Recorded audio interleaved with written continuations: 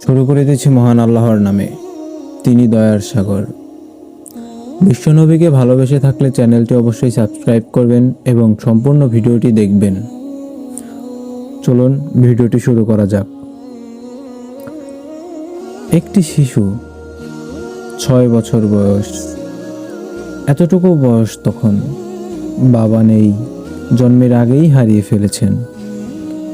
সেই শিশুটির আশ্রয় ছিল শুধু একজন, তার মা আমেনা।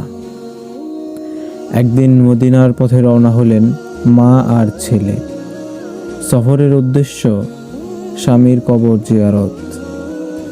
সফর শেষে ফেরার পথে হঠাৎ মা অসুস্থ হয়ে পড়েন।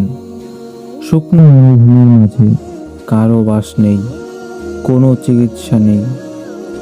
মায়ের নিঃশ্বাস ক্রমশ ধীর হয়ে আসে। ছেলেটি রাসূল সাল্লাল্লাহু আলাইহি ওয়াসাল্লাম পাশে দাঁড়িয়ে। ভয়, কান্না আর বোঝার শক্তি নেই এই কষ্ট কি। তারপর মা আর নেই। 6 বছরের একটি শিশু একা হয়ে গেল, একেবারে একা, নিঃশব্দ।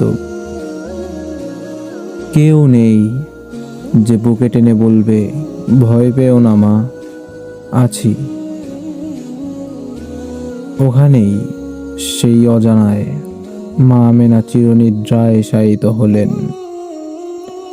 রাসূল সাল্লাল্লাহু চোখের দিকে গড়িয়ে পড়ল অশ্রু।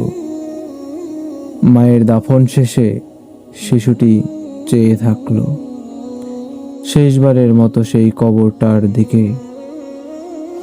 সেই শিশু একদিন হয়ে উঠল সমস্ত পৃথিবীর জন্য রহমত, কিন্তু তার শৈশবটা ছিল সবচেয়ে বেশি কষ্টের।